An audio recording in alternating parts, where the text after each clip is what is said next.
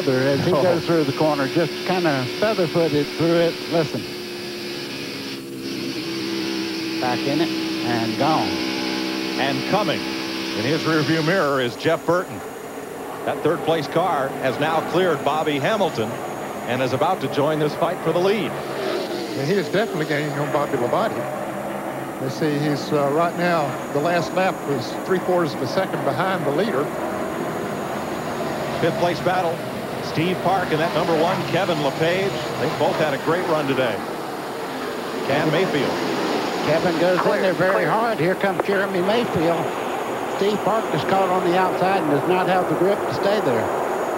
And remember, he only took 2 tires way back there. A little surprising maybe that he didn't come in this last caution. Didn't want to give up that track position, I guess, but he was losing some positions, but I guess he figured he could hold on and do better. Ned, let's pick up on the cars that took 4 tires on that caution. Number 5, Terry Labonte, and number 3, Dale Earnhardt, have climbed up now to 11th and 12th. Trying to march toward the front and see if those 4 fresh tires will be of advantage. Last week at Bristol, Tennessee, which is a very difficult track to pass on, Terry Labonte came in with about 17 or 18 laps to go on that track, took new tires and came all the way from 17th up to 5th position. So it worked there. See how it works here. Worked for Johnny Benson, got him a 2nd place finish. Those 4 tires on the last stop. But he did that all day. It was his game plan. These guys made a great move there, I think. Tony Stewart battling Steve Park for 7th. You can see Steve just, he don't get the run off the corner the cars that took on tires are getting right now.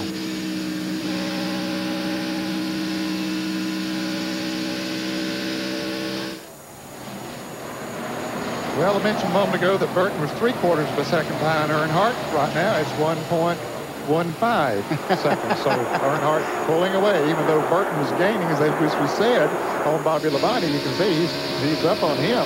But Earnhardt is looking in his rearview mirror and doing the distance. Look at the father back here. He hadn't given up anything either. 3 wide into turn 3.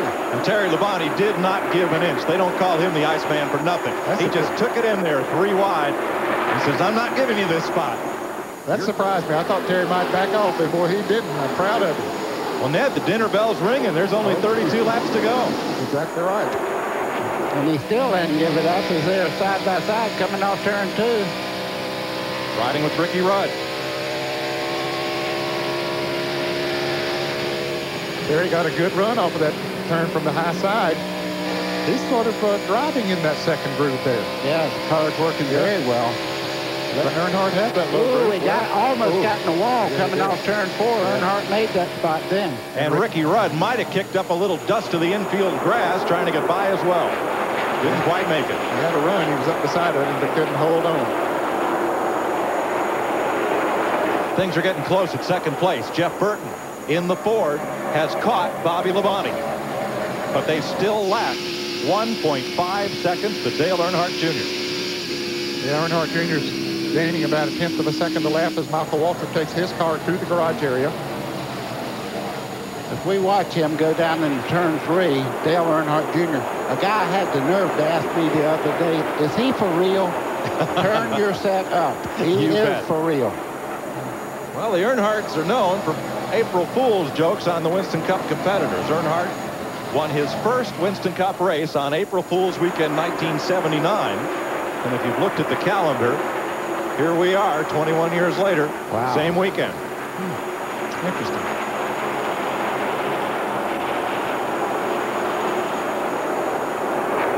You know, my hat's off to Mark Martin, not only for winning last night and extending that great string of Busch Grand National victories, but in victory lane, he reminded everybody that this was the weekend we lost a great racing champion, Alan Kulwicki. On that.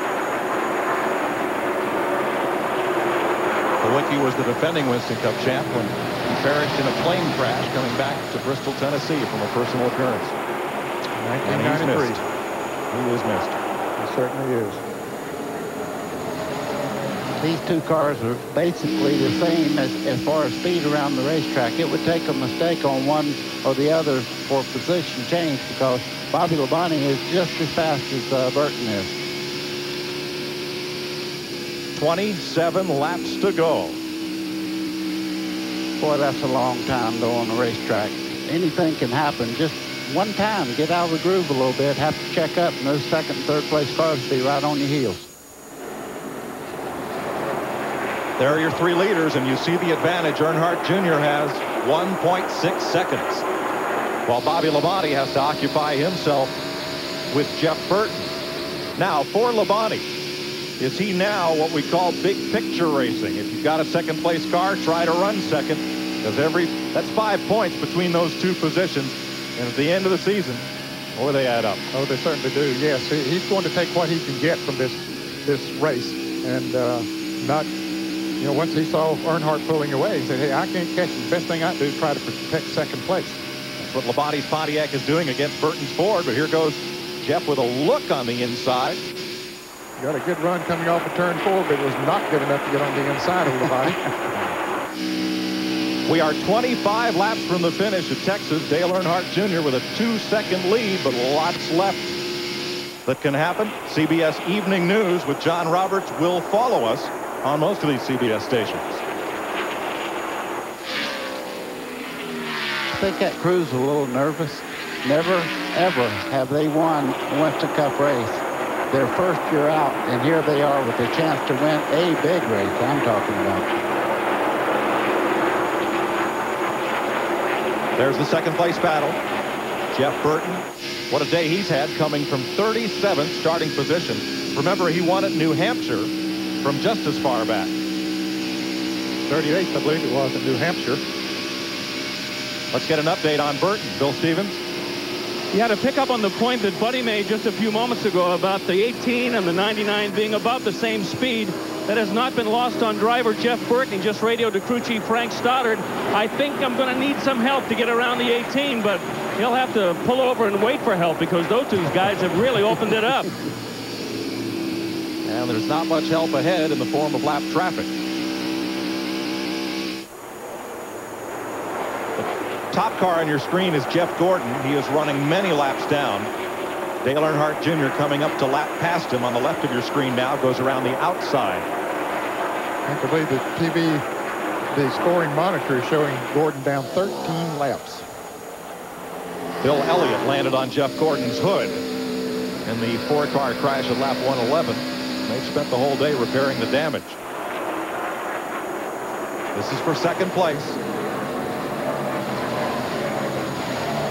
You're right, buddy. Those cars are pretty evenly matched. Yeah, it'll take a wiggle from the 18 car, Bobby Labonte, and he don't make that many mistakes. If I was having to catch somebody, I'd want it to be somebody besides Bobby Labonte, I think. Well, he got a good run that time coming off of turn 2 when Labonte went on the outside of Jeff Gordon. But still, now, right here is where Bobby is really running strong coming off of turn 4. A couple of times Jeff has got a run off there too, but this time Bobby Labonte got the good run off there. Maybe a little distance between them. Now Earnhardt's going to be in lap traffic here in just a little bit, and that may hold him up. You have to catch these cars just right and keep that momentum up, or those second and third place cars will close right in on you. 20 laps to go. Dale Earnhardt Jr. second in rookie points to Matt Kenseth. Kenseth has crashed out of today's race at lap 290. John Andretti moves aside with his wounded car, as does Bill Elliott. And there's Dad, Dale Earnhardt, running at night. Catching Mike Skinner again. How many times have we seen this today? These two are teammates, and they have been right close together all day long.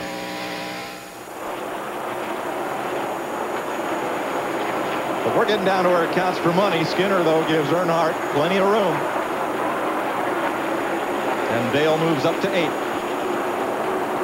He's really running away, but Mike, the car, his teammate, car number 1 is Steve Park. I believe it's been reported that he has smoke coming from his car. And, of course, those engines come from the same shops. Park has fallen to the tail end of the lead lap. He has. He definitely is off the pace as far as where he was earlier. Second place. Black flag is out for Steve Park. He'll have to pit.